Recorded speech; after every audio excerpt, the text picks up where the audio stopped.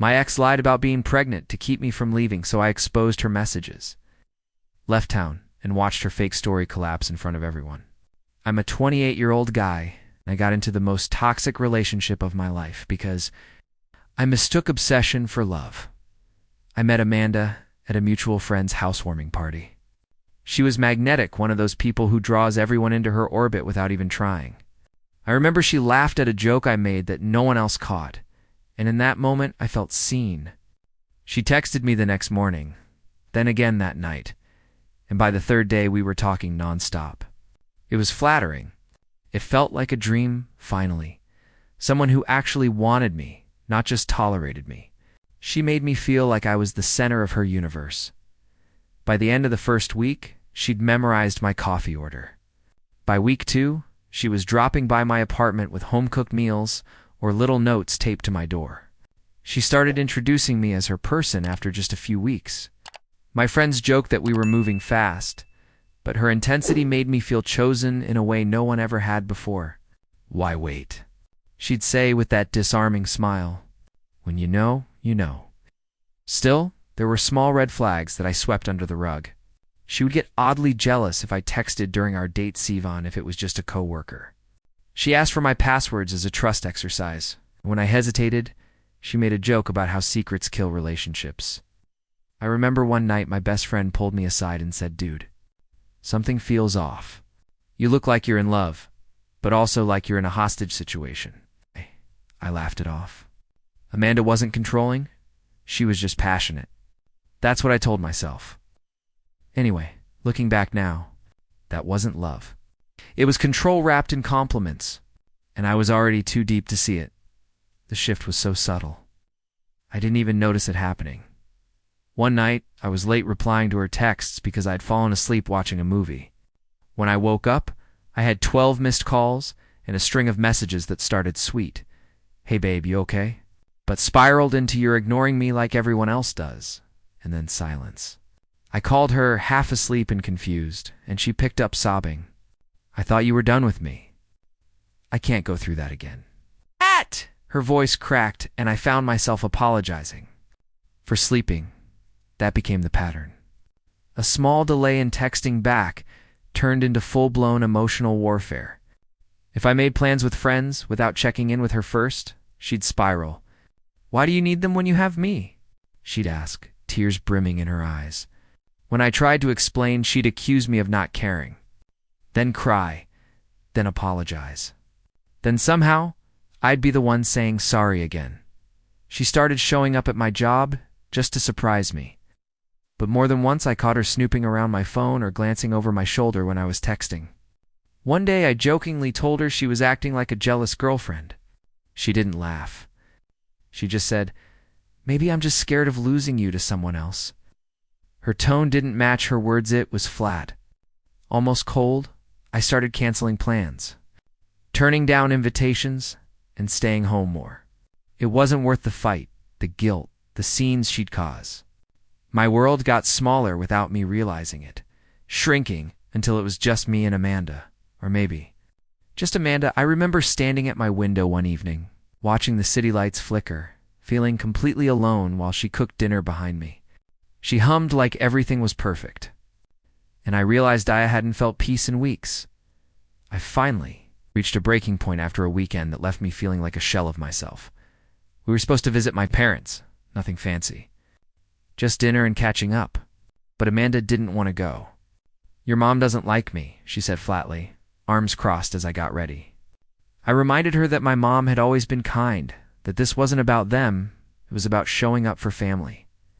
Amanda just stared at me and whispered, "If you walk out that door, don't expect me to be here when you get back." Something in me cracked. I went anyway. When I returned, the apartment was dark and dead silent. Amanda was in bed, pretending to be asleep. I quietly packed a duffel bag and sat on the edge of the couch, rehearsing what I was going to say. The words felt heavy in my mouth. This isn't working. I need space. I'm not happy anymore. But when I woke her to talk, she was already crying. "Are you leaving me?" she asked, her voice shaking. "After everything? You're just going to walk away like everyone else?" She reached for my hand like a drowning person gasping for air. I said softly, Amanda, this isn't healthy. She lost it, sobbing, screaming, pacing. At one point, she dropped to the floor, begging me not to go. I'll change, I swear. I just love you so much.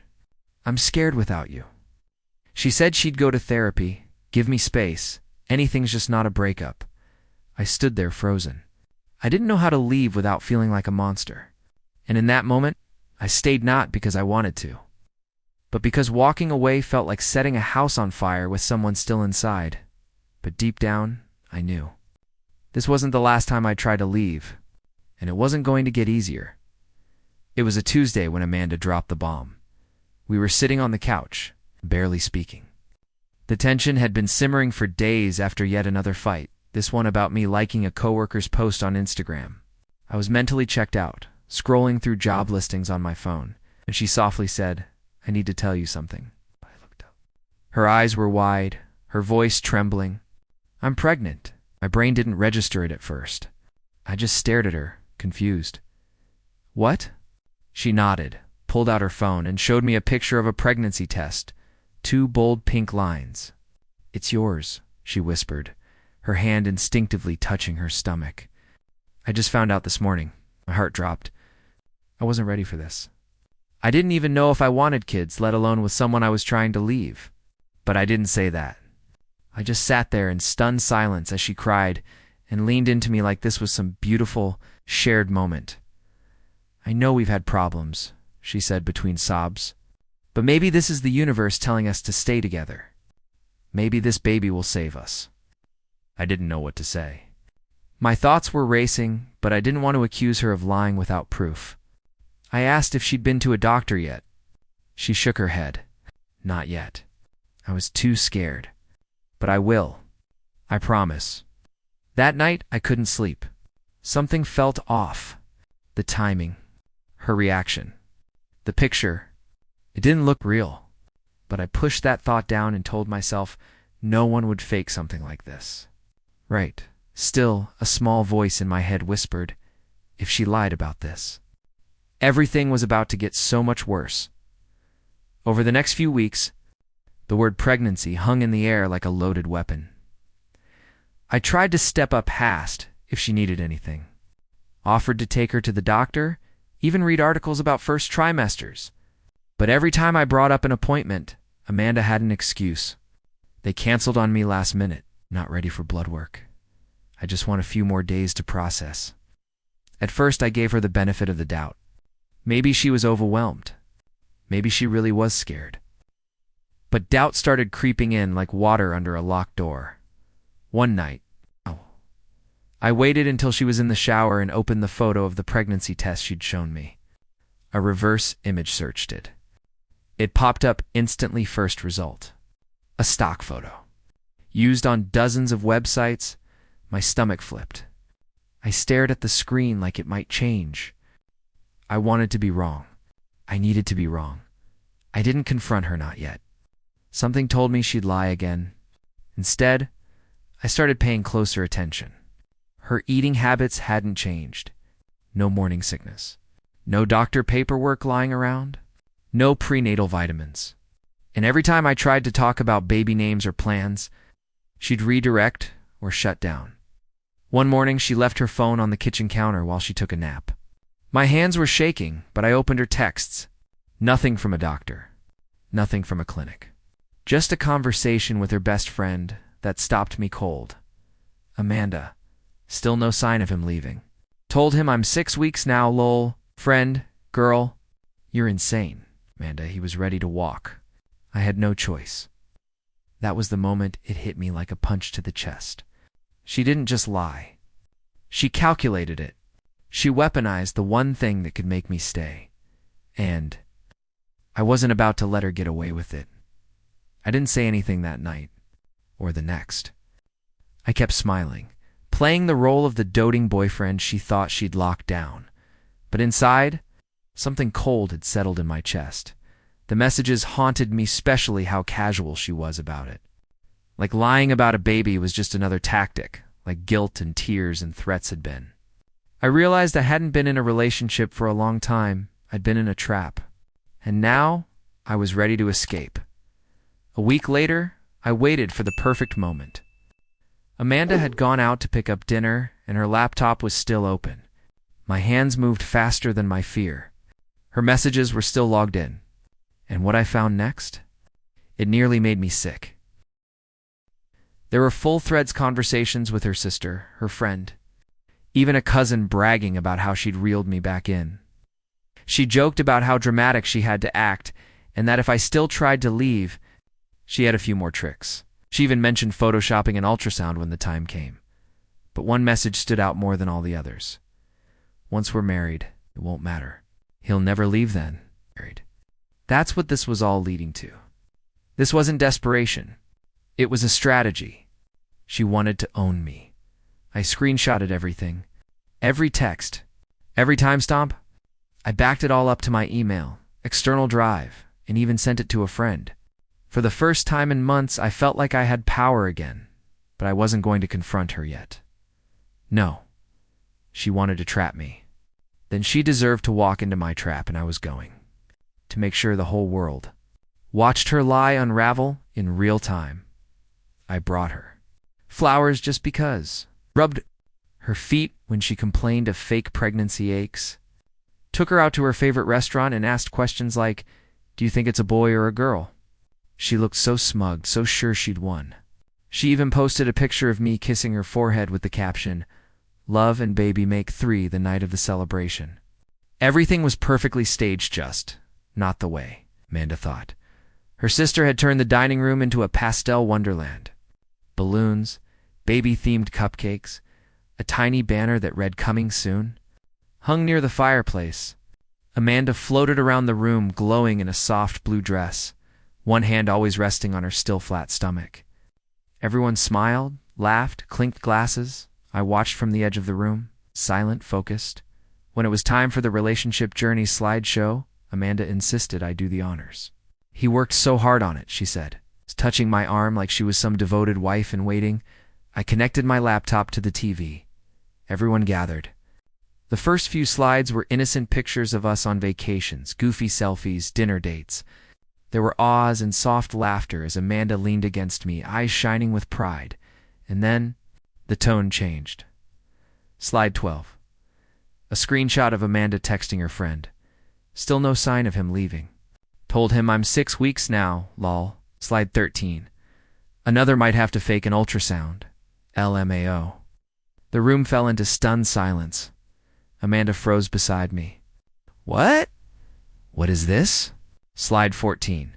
Her conversation about marriage. Once we're married, it won't matter. He'll never leave then. Ah! Her mom gasped. Her sister dropped a glass. Amanda turned to me, pale. You sick asterisk what are you doing? I turned to the room and spoke calmly. I'm not the one faking pregnancies to trap someone. This is your daughter. Your sister.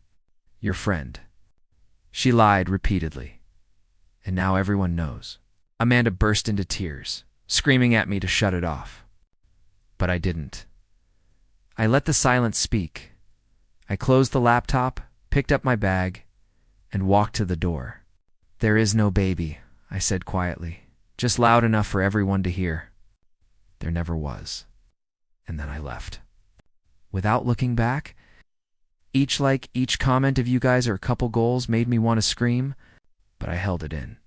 Because I knew something she didn't tie was already halfway gone.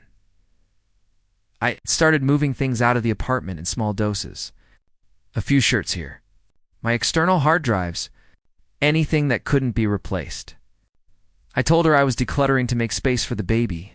She ate it up. Meanwhile, I reconnected with friends I hadn't seen in months. I told one of them the truth, showed him the screenshots. He stared in disbelief and said, "You're not just leaving, man. You're planning a goddamn takedown." I nodded. She's been writing the script for months. I'm just giving her the ending she deserves.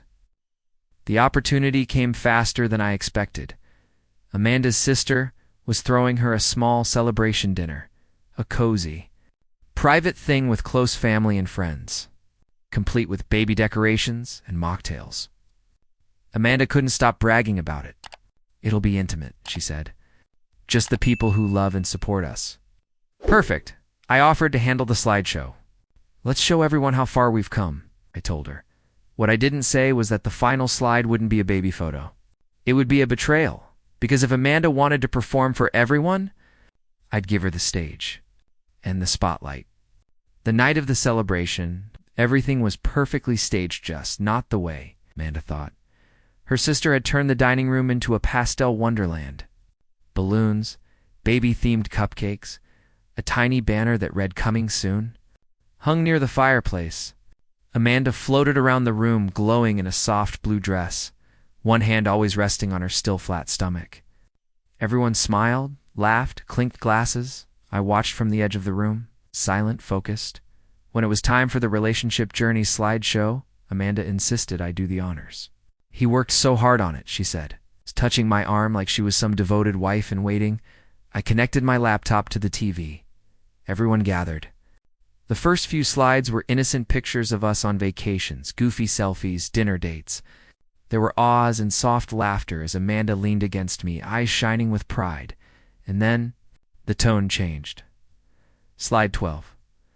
A screenshot of Amanda texting her friend. Still no sign of him leaving. Told him I'm 6 weeks now, lol. Slide 13. Another might have to fake an ultrasound. LMAO. The room fell into stunned silence. Amanda froze beside me. "What? What is this?" Slide 14. Her conversation about marriage. "Once we're married, it won't matter. He'll never leave then." "Ah!" her mom gasped. Her sister dropped a glass. Amanda turned to me, pale. "You sick asterisk what are you doing?" I turned to the room and spoke calmly. "I'm not the one faking pregnancies to trap someone. This is your daughter, your sister, your friend." She lied repeatedly. And now everyone knows. Amanda burst into tears, screaming at me to shut it off. But I didn't. I let the silence speak. I closed the laptop, picked up my bag, and walked to the door. "There is no baby," I said quietly, just loud enough for everyone to hear. There never was. And then I left. Without looking back, I thought walking out that door would be the end of it. But Amanda wasn't the type to go down quietly. Within hours, she posted a long, dramatic paragraph on Facebook. "He humiliated me in front of my family. He's emotionally abusive. I am pregnant and scared, and he's trying to gaslight me into thinking I'm not." The comments rolled in fast. People chose sides. Some offered sympathy. Others asked questions she didn't answer. But then, someone leaked the screenshots. I still don't know who did it. Maybe her sister. Maybe someone from the dinner. All I know is they ended up on a local gossip forum, and it exploded from there. Her texts. Her plan. The fake ultrasound message was all out there for the internet to consume, and they did. Hundreds of comments flooded in, calling her a manipulator, a narcissist, a danger to actual pregnant women. Her own cousin commented, "I believed you until I saw this. You need serious help." She tried to backtrack, said the messages were edited, that I'd hacked her phone, that I was obsessed with destroying her. The timestamps, the tone, the screenshots, they were airtight. And the damage was done. She lost her job a week later, apparently. Her employer had seen the viral thread and decided she was no longer aligned with their values. Her name became a warning story. Beware the girl who faked a baby to keep her boyfriend. I stayed silent through it all. No more posts. No interviews. I didn't need to defend myself. The truth was louder than any explanation, but watching it unfold felt hollow. This wasn't revenge. This was fallout. She collapsed under her own lies. And for the first time in months, I didn't feel angry. I felt. So I packed the last of my things and left the city for good, because my chapter with Amanda was finally over.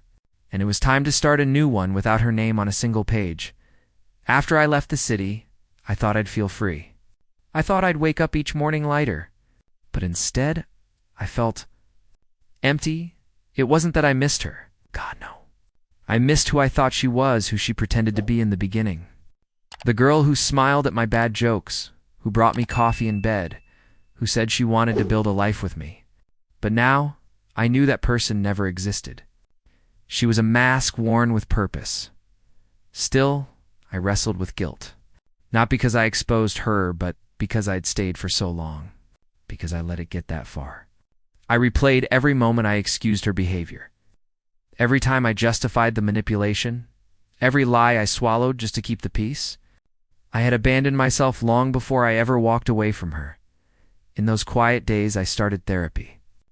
I needed to make sense of what had happened, not just with Amanda, but with me. Why I ignored my gut. Why I tolerated control dressed as love. Why it took near destruction to finally leave. One night, I got a message from her mom. It was short. Just for words, "Thank you for leaving." I stared at it for a long time, unsure what to feel. Relief? Sadness? Validation? Maybe all of it. Maybe none. That was the turning point. Not a dramatic one, but quiet, almost forgettable. But something in me shifted. I realized I wasn't broken. I'd just been bent in all the wrong directions for far too long. Amanda's lies had collapsed. The internet had moved on. But I was still picking up pieces of myself in private, and I wasn't sure who I'd become next. But I knew one thing. He'd be someone I could finally trust. I moved into a modest apartment in a quiet neighborhood 2 states away. It wasn't much, just a mattress on the floor, a thrift store couch, and a kitchen that hummed when the fridge kicked on, but it was mine, and it was peaceful. The silence no longer felt threatening. It felt like healing. I started over. New job, new gym, new routines. I deleted all my old social media accounts and created a fresh one under a new name. No more curated couple photos. No more carefully filtered reality. Just me quietly rebuilding a life from scratch. Therapy continued, and I found myself slowly opening up. I talked about more than Amanda. I talked about how I'd spent years putting other people's comfort before my own. About childhood patterns I hadn't realized were still playing out in my adult relationships. About how sometimes love feels like drowning when you never learned what it looks like to breathe. I even started reconnecting with old friends people. Amanda had distanced me from with her jealousy and paranoia. Some were cautious, unsure if I'd pulled away or if I'd ghosted them on purpose. But once they heard the truth, most welcomed me back without hesitation. I met someone new, eventually. I didn't expect it. IA wasn't looking. We bumped into each other at a bookstore, both reaching for the same novel. Her laugh was warm, her eyes curious. I didn't tell her everything, not yet. But I also didn't lie. I told her I'd just gotten out of something heavy and was still figuring things out. She smiled and said, "Aren't we all?" That was enough. I wasn't whole yet. But I wasn't bleeding anymore either. And for the first time in a long time, I was living a life that didn't revolve around escaping someone else. Sometimes when I lie awake at night, I think about how close I came to being trapped for life. If I hadn't checked that image, if I hadn't trusted my gut, if I had married her God, if I had believed her long enough to build a future around a lie, I don't know who I'd be right now. But I can guarantee I wouldn't recognize him. Amanda didn't just fake a pregnancy. She tried to manipulate an entire future into existence. One built on control, deceit, and desperation. And for a while it worked. I was isolated, dependent, confused. I doubted myself so much that I nearly surrendered my life to someone who saw me as a possession instead of a partner. But here's the thing about being pushed that far: you either break completely or you burn through the fog and come out sharper than ever. I didn't just walk away from Amanda. I exposed her. I shattered the illusion she'd built and let the truth bleed out for everyone to see. And even if it went viral, even if people moved on, I'll never forget that night, the silence in the room, the look on her face, the shift in power that no apology could reverse. I don't hate her anymore. That surprised me. I pity her, because she has to wake up every day and live in the mess she created, while I get to wake up in peace. To anyone who's reading this wondering if you're crazy, wondering if maybe it's you, please listen to that small voice in your head. the one that's been whispering the truth all along. Trust it. Protect it. That voice saved me. Amanda tried to trap me with the biggest lie of my life, but I told the truth. And in doing so, I finally set myself free.